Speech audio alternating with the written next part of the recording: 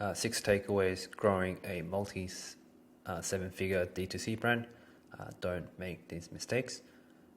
If you're new, welcome to my channel. My name is Peter, working as a head of growth at D2C brand called Pear, and I'm currently growing this to $10 million per year. I'm a freelance e-com consultant on the side, and I'm simply documenting my journey, sharing my mistakes, sharing my ups and downs, and sharing any gold nuggets that I could share. So welcome to my quarterly review series where I share my journey of growing Pear as a head of growth. I know how lonely it can be to grow a business without a community of peers, and this is the sole purpose why I'm sharing this online. And I just hope that someone can learn from these articles and videos. Again, this is just my personal journey that I'm just willing to share online. Q1 2023 was a huge success for Pear. We achieved our best results yet, and I had many personal breakthroughs in both soft and hard skills. And in this review, I'll be sharing the details of our growth and the lesson I learned along the way. By sharing my journey, I hope to contribute to the growth of the e-commerce industry as a whole, a net benefit for brand owners and marketers as I want to continue playing the long game. And on a side note, if you're looking for a Mother's Day gift, Pear is your perfect solution. So what makes a successful D2C brand? I believe that it is very crucial to start with a great product. And by positioning your product differently in the market, you can ask for a premium price, which in turn allows you to afford great marketing. A strong marketing strategy is essential for building a successful brand. A good example of this is Koala. Right now, I'm not sure if they're doing well or not. But at the start, a mattress company that has a large profit margin on its first transaction, it actually allows them to afford a higher customer acquisition cost and invest in effective marketing campaigns such as billboard, offline activation campaigns, etc. You can still drop ship from AliExpress or sell white label products, but if you're wanting to build something meaningful, something impactful, start building a great product. And with great product, marketing becomes much easier with it too. New product development versus existing new product development. Scaling a one product brand is no longer a sustainable strategy. In my opinion, it'll be much harder to do so. For example, if you're just selling a black t-shirt, unless it's a very celebrity-led brand or has someone that is that has a very big following, that it will be quite hard to scale. And customers are always looking for more if they have a great brand experience, and new products offer a way to solidify your acquisition engine and increase the following: AOV, ROAS or MER, your CAC, and repeat purchase frequency. For example, we decided to launch an underwear line, a completely different category from socks. At Pear, we started with socks only, but as we branched out horizontally in categories, underwear proved to be a successful decision and a very effective growth lever for us. CAC, AOV, ROAS were different compared to socks and underwear, and soft metrics like CPM and CPCs were different too. I'll say this, it's a very similar concept of going omnichannel, so Facebook, YouTube, Google, TikTok, etc., but you're expanding your risk by launching new products in terms of a business sense. So try to expand your product range, do your research, and I believe this will help you out on the first transaction and repeat purchases down the road. And second lesson that I want to share is stock inventory management and performance. Managing stock inventory is crucial to maintaining revenue growth. It is still a work in progress for us, and it will always be for me. It's just a matter of how efficient we can get. And here's what happens with our stocks. When launching a new product, it is important to set aside cash for new product development, marketing, and content creation. So don't go all in your new product development, as you need cash to invest in marketing. And we launched a new product and saw great results immediately. And I increased the campaign budget from 300 to 3,000 in just 2 weeks. However, when our new product sold out, our monthly recurring revenue and MER decreased and halted our momentum. And even our best-selling SKUs went out of stock, and it was really a low time for us. And a lesson that we learned is that we need to manage our stock inventory carefully and avoid negative impacts on performance. Instead of selling out quickly, we can release our stocks in drips. And one way we're dealing with this is a ABC grade method. And it's quite impossible to predict the exact sales velocity of a new product, but with this method, we'll be able to minimize the fluctuation in performance. Another lesson is growth isn't just about acquisition, it's about retention too. And I just want to share the conversation that we had within the team. And let me read it out for you.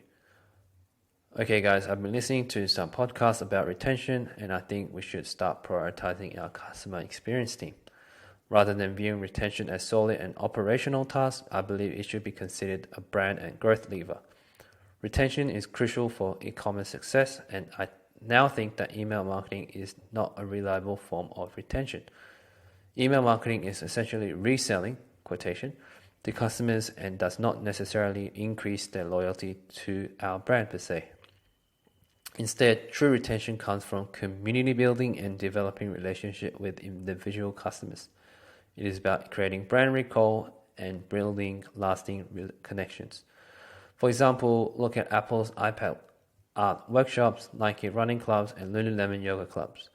These campaigns increase retention through brand association without explicitly pushing for a sale. And here is how an e-commerce brand typically progresses. A $0 to $3 million brand, customer service becomes an operational task, and leaders prioritize getting it done quickly and efficiently. 3 to 10 mil, as the company grows, customer service tickets naturally increase. You want to outsource it, and the implementation of copy and paste processes reduce costs and streamline operation. However, customers may feel less connected to the brand at this stage. $10 to $100 million brand, at this point, brand begin to think differently and view customer experience as an opportunity to build relationship and differentiate themselves from competitors. More tickets mean more chances to connect with customers and create stickiness to the brand. With retention, brands have full creative control and can respond through AI, automated reply chatbots, and retention becomes a key lever for growth. For acquisition, platforms like Facebook and YouTube will rely on triple whale to provide data for accurate analysis, but with retention, we have full visibility on how retention efforts are doing, allowing for faster and more accurate feedback for growth. Providing a first-class experience should be a top value for our customer service team, our experience team, and we may need to relabel it as a brand growth team. Unboxing has a 100% open rate, and I believe that's where retention starts. Note that the percentage of return customers should not be the key metric for retention. It is flawed, in my opinion. If we stop advertising tomorrow, this number would likely increase, but our retention does not improve. And pointing back to stock issues, this is how we are approaching our stocks. Again, as our SKUs range increases, stock management is very crucial for us. So we call this ABC method. Managing stock inventory can be challenging as your business grows and you start to carry hundreds of SKUs. And not all stocks are created equal, and some may move more slowly than others, tying up your cash. To simplify inventory management, you should grade your stocks at A, B, or C based on their sales velocity. And when new stock comes in, set an ideal sales velocity and plan your second order in advance for timely replenishment. For example, you start with 1,000 units at T equals 0. Your forecast will show you that you have 0 units left at T equals 6. And you should monitor your daily sales rate and adjust accordingly to meet your target. For example, if T equals 0 and is Jan, then T6 should be June, and T is a unit of month in this case. And here's how to grade your stocks. So A grade is this stock is selling way above your forecast velocity, and make sure to minimize revenue loss or maintain a good revenue until stock replenishment is that slowly release it to the public in batches to maintain engagement and hype. So the point here is do not sell it in one go. And because when your new products replenish, people might forget about that product. So it's release it in batches. So it looks the scarcity appears very real for the customer. B grade. This stock is moving slower than expected. Consider giving it a discount, bundling it up to clear it out before it reaches its expiry date. C grade. This stock just doesn't move and you should not restock it. Discount it heavily, get rid of it during your sales season, bundle it up with other C grade stocks, and this actually worked well for us. So this is how we are managing stock by labeling A, B, or C on the products. And it's important to keep in mind that the first batch of a new product usually struggles with stock. That is very expected. But then the second batch or the third batch can include product iteration, and a third batch can be produced at a larger scale, as we know the actual expected CAC for the product. So this is how we're managing stock. Okay, let's look at AOV. This is a lesson that I gained. Inside the iGain, AOV is a metric that needs a deeper analysis. AOV, average order value, is an elementary metric when you apply a blanket approach. Not all customers are created equal, and this is where AOV analysis can help you identify patterns and optimize your marketing efforts. Segmenting your customers is essential in understanding their AOV behavior. There are whale customers who bring in a significant amount of revenue. There are lost customers who have purchased in a while, and there are newbies who have just discovered your brand. They just made their first transaction. Within these segments, there are median and mode AOVs that can help you spot trends and opportunities. And you need to dig deeper into AOV by analyzing first time, second time, third time purchases that can reveal valuable insights and really understand your customer personas. So these are the questions that you can ask yourself. Are your AOVs increasing with every order, or at least consistent? If not, you may not be building a great business, especially if you're breaking even at your first order. And each repeat purchase should be a meaningful indicator that your LTV, lifetime value, is going up. And you need to keep exploring and digging deeper into your cohorts so you can build a solid acquisition and retention engine. For example, you know that this cohort is performing well for day 30, day 60, day 90. What was the messaging campaign for that cohort? Then you keep iterating that and get more customers like that. And it's going to help. It's going to be net positive for your business. Lastly, what I want to go through is, in terms of retention, is looking at repeat purchase frequency and repeat purchase rate. Repeat customers are lifeblood of your business. They are more likely to make larger purchases, refer others to your brand, and become loyal advocates. But how do you measure customer loyalty and retention? And I'm just going to share you a snippet that I shared with my team. And again, these are just example numbers. So I calculated the repeat purchase frequency for pair to determine if we are moving in a healthy direction outside of net profit. Repeat frequency indicates how often customers return to make a purchase, which can be a measure of customer loyalty and satisfaction. A higher repeat frequency can lead to increase in revenue and customer lifetime value. In contrast, repeat purchase rate percentage only shows a percentage of customers who have made more than one purchase, but it doesn't necessarily lead to higher LTV.